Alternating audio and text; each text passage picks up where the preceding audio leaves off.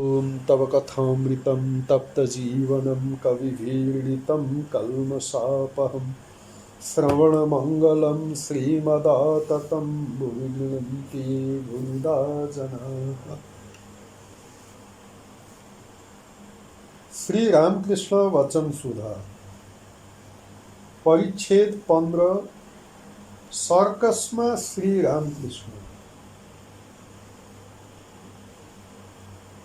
श्री रामकृष्ण गाडीमा चढेर श्यामपुकुर विद्यासागर स्कुलको ढोकामा आइपुग्नुभयो।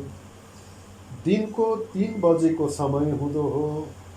साथमा उहाँले मास्टरलाई पनि लिनुभयो। राखाल तथा अन्य 1-2 भक्त गाडीमा छन्। आज बुधबार 15 नोभेम्बर 1882 ईस्वी कार्तिक शुक्ला पञ्चमी हो। गाडी चितपुरको बाटोबाट किल्लाको मैदानतिर गइरहेको छ। श्री रामकृष्ण आनन्दमय हुनुहुन्छ। अति उत्सुक भएर गाडीबाट कहिले यतातिर कहिले उतातिर मुख गर्दै बालक सरह हेरिरहनु भएको छ र भक्तहरूसँग पथिकहरू सम्बन्धमा कुरा गर्दै जानुहुन्छ।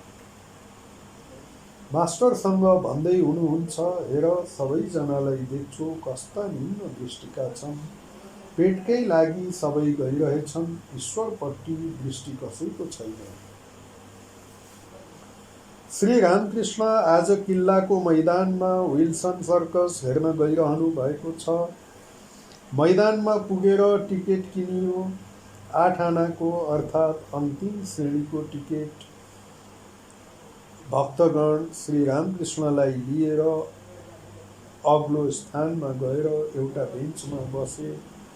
श्री रामकृष्ण आनन्दसँग भन्नुहुन्छ, वाह, यहाँबाट धेरै राम्रो देखिन्छ। सर्कसमा किसिम किसिमका खेल धेरै बेरसम्म देखाइयो। गोलाकार मार्गमा घोडा दौडिरहेछ। घोडाको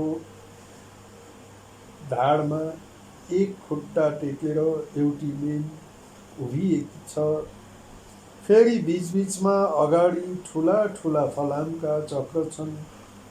चक्रका अगाडि आएर जब घोडा त्यसको मुनिबाट जान लाग्छ अनि मेम घोडाको ढाडबाट उफ्रेर चक्रको बीचबाट छिरी फेरि घोडाको ढाडमा एक खुट्टाले उभिन्छे।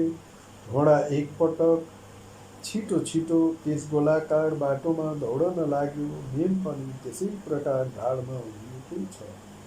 सर्कस समाप्त भयो। श्री रामकृष्ण भक्तहरूका साथ ओर्लिएर मैदानमा गाडी नजिकै आउनुभयो। जाडो भइरहेको थियो। हरियो साल ओढेर मैदानमा उभि कुरा गरिरहनु भएको छ।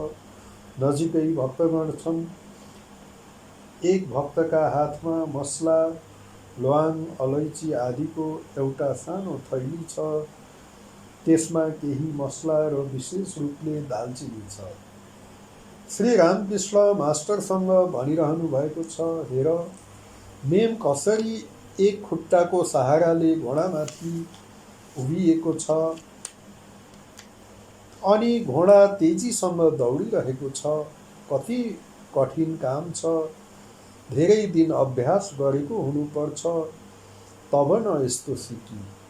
अलिकति असावधान हुनासाथ हातखुट्टा भाँचिन्छ र मृत्यु पनि हुन सक्छ। संसार गर्नु यसै प्रकार कठिन हुन्छ। धेरै साधन भजन गरेपछि ईश्वरको कृपाले कोही यसमा सफल भएका छन्। धेरै जसो त असफल नै हुन्छन्। संसार चलाउन जाँदा अझ बद्ध हुन जान्छन्। अरू डुब्छन्। मृत्यु यन्त्रणा हुन्छ। जनक आदि कसैले उग्र तपस्याको बलले संसार गरेका थिए। यसैले साधन भजनको विशेष आवश्यकता छ। नभए त संसारमा ठिकसँग रहन सकिँदैन। श्री रामकृष्ण गाडीमा बस्नुभयो। गाडी बाग बजारको बसुपाडामा बलरामको घरको ढोकामा आएर रोकियो। श्री रामकृष्ण भक्तहरूसँग 2 तला माथिको बैठक घरमा गएर बस्नुभयो।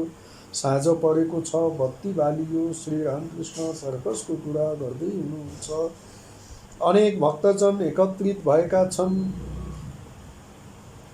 उनीहरूसँग ईश्वर सम्बन्धी चर्चा भइरहेछ। मुखमा अर्को कुरा पनि छैन, खालि ईश्वरको कुरा मात्र। जातिभेदका सम्बन्धमा चर्चा चल्यो। श्री रामकृष्णले भन्नुभयो, एक उपायले जातिभेद हट्न सक्छ, त्यो उपाय हो भक्ति। भक्तहरूको जात हुँदैन। भक्त हुनासाथ नै देह मन आत्मा सबै शुद्ध हुन जान्छन्। गौर निताई हरिनाम दिन लागे र चण्डालसम्म सबैलाई अँगालोमा लिन लागे। भक्ति नहुँदा ब्राह्मण होइन, भक्ति भएपछि चाण्डाल होइन। अछुत जाति भक्ति भएपछि शुद्ध पवित्र हुन जान्छ। श्री रामकृष्ण संसारबद्ध जीवहरूको कुरा गरिरहनु भएको छ। उनीहरू मानव रेशमका किराहरू हुन्। चाहे भने कोया काटेर बाहिर आउन सक्छन्, तर धेरै मेहनत गरेर रेशमको कोया बनाएका हुन्छन्, छाडेर आउन सक्दैनन्। यसैले त्यही मर्छन्। फेरि मानव जालमा फसेको माछो जुन बाटोबाट जालमा गएको छ त्यहीबाट आउन सक्छ, तर जलको मधुर कलकल आवाज र अरू माछाहरूसँग खेलकुद यसैमा भुलिरहन्छ। बाहिर निस्कने चेष्टा गर्दैन। बच्चाहरूका अस्फोट कुरा, तोते बोलीहरू मानव जलकल्लोलको मधुर शब्द हो। माछाहरू अर्थात् जीव र परिवारवर्ग।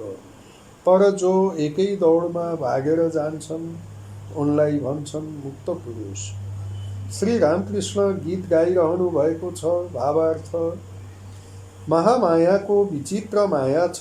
कस्तो मोहजाल फैलाउनु भएको छ, जसको प्रभावले ब्रह्मा विष्णु पनि अचैतन्य हुन जान्छन्। जीवहरूको त के कुरा, हालेको जालमा माछा फस्छ, तर जाने आउने बाटो हुँदा हुँदै पनि त्यसबाट उम्केर आउन सक्दैन। श्री रामकृष्ण भनिरहनु भएको छ, जीव मानव दाल हो, जाँतोमा परेपछि पिसिने छन्, तर अलिकति गेडा जुन जाँतोको बीच खुट्टीमा अल्झन्छन्, सँगै रहन्छन्। यसै कारण खुट्टी अर्थात् ईश्वरको शरणमा जानुपर्छ। उनलाई पुकार उनको नाम ल्याऊ, तब मुक्ति होला, नभए काल रूपी जाँतोमा पिसिने छौ। श्री रामकृष्ण फेरि गाइरहनु भएको छ। भावार्थ, आमा भवसागरमा परेर यो शरीर रूपी नौका डुब्दैछ। हे शङ्करी, मायाको आँधी र मोहको तुफान अधिकाधिक तेज हुँदैछ। एक त मनरूपी माझी मूर्ख छ, उसमाथि ढुङ्गा खियाउनेहरू 6 जना माझीहरू गँवार छन्। आँधीमा भुमरीमा आएर डुब्न जान लागिरहेछु। भक्तिको डाँड भाँचियो, श्रद्धाको पाल फाट्यो, ढुङ्गा नियन्त्रण बाहिर भयो। अब म के उपाय गरौँ? अरू त केही उपाय देख्दिन। सोची सम्झिकन लाचार भएर छालमा पौडेर श्री दुर्गा नाम रूपी मुडोलाई समात्छ। विश्वास बाबु धेरै बेरदेखि बसेका थिए। अब उठेर गए। उनीसँग धेरै धन थियो, परन्तु चरित्र भ्रष्ट हुँदा सारा धन सखाप भएर उड्यो।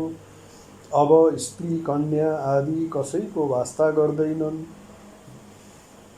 बलरामले उनका कुरा उठाउँदा श्री रामकृष्णले भन्नुभयो, त्यो अभागी दरिद्र हो। गृहस्थको कर्तव्य हुन्छ, ऋण हुन्छ, देव ऋण, पितृ ऋण, ऋषि ऋण, अनि परिवारको ऋण पनि। स्त्री सती हुँदा उनको पालन पोषण गर्नुपर्छ। सन्तान जबसम्म योग्य हुँदैन तबसम्म तिनको पालन पोषण गर्नुपर्छ।